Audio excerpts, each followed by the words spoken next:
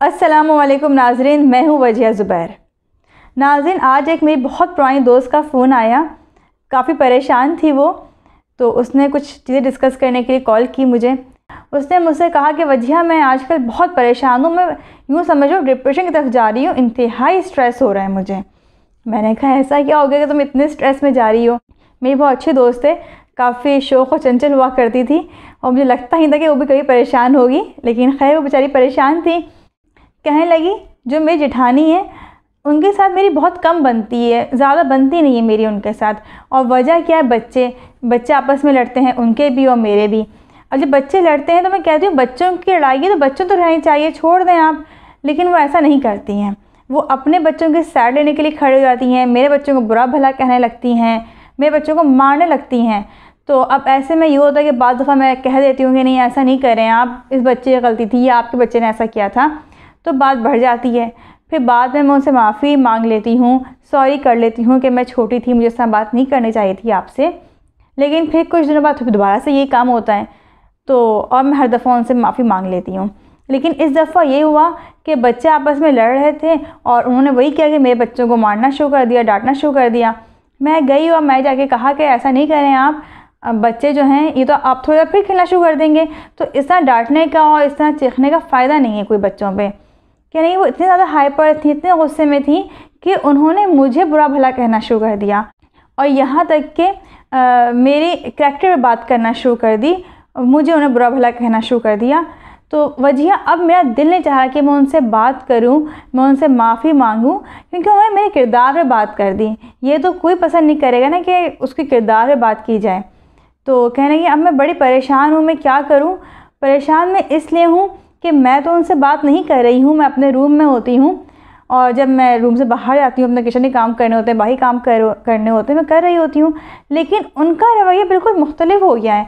वो ऐसे घूमती हैं पूरे घर में जैसे बड़े रिलैक्स हैं, बहुत पुरसुकून हैं, उन्हें बहुत अच्छा लग रहा है मुझसे लड़ाई करके, बहुत मुतमईन हैं। वो गुनगुनाती हुई घूम रही होती हैं, लहराती हुई मेरे सामने से जा रही होती हैं और ऐसे शो कर रही होती हैं कि मुझे कोई परवाह ही नहीं है तुम्हारी, तुम्हें नहीं बात करें तो मत करो, मैं तो बहुत खुश हूँ अपनी लाइफ में। कह रही हैं उन्होंने इस तरह पहले कभी नहीं किया जिस तरह वो अब कर रही हैं, और ये चीज़ मुझे बहुत डिस्टर्ब कर रही है कि मैं उनसे नाराज़ हूँ और उनको कोई फ़र्क नहीं पड़ रहा है। वो तो इतनी मुतमईन है, उनकी वजह से घर का माहौल इतना ख़राब हुआ है कि दोनों भाइयों में भी इख्तलाफात हुए हैं इस वजह से। लेकिन वो तो ये शो करेंगे, उन्हें किसी की परवाह नहीं है, बहुत मुतमईन है, बहुत खुश हैं। तो वजह तो मेरे दोस्त, तो ये बात तुमसे कह रही हूँ कि उनकी इस खुशी से बड़ी तकलीफ़ हो रही है मुझे, बहुत स्ट्रेस में जा रही हूँ मैं कि वो घर का माहौल ख़राब हो गया, इतने सुकून से इतने खुश कैसे हैं वो।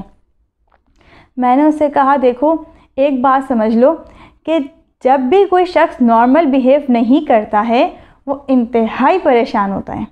अब अगर तुम्हारी जेठानी इस तरह से पेश आ रही हैं जिस तरह कभी पहले पेश नहीं आई हैं, यानी गुनगुना रही हैं, लहरा लहरा के तुम्हारे सामने से जा रही हैं, तो तुम समझ लो कि वो बेहद परेशान है अंदर से। जितना वो शो कर रही है कि मैं खुश हूँ, वो अंदर से इतनी ही ज़्यादा परेशान है। जो शख्स मुतमईन होता है, खुश होता है, वो शो नहीं करता है, वो नॉर्मल रहता है। तो जिस शख्स का बिहेवियर नॉर्मल नहीं है, एबनॉर्मल है, वो खुश नहीं है।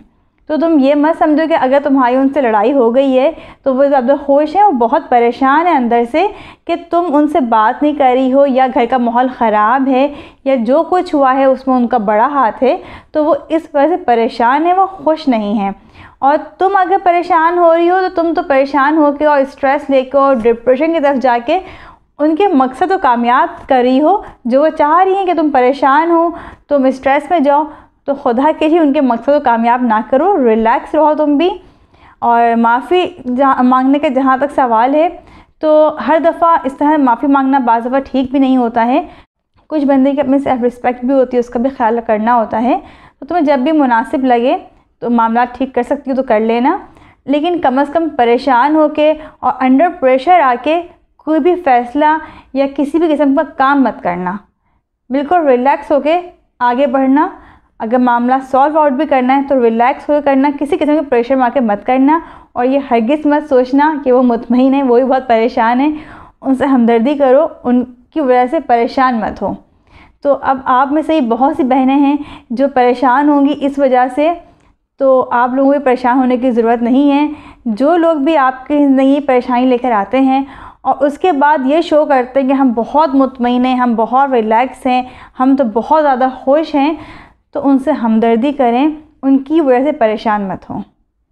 बहुत बहुत शुक्रिया। अल्लाह हाफ़िज़।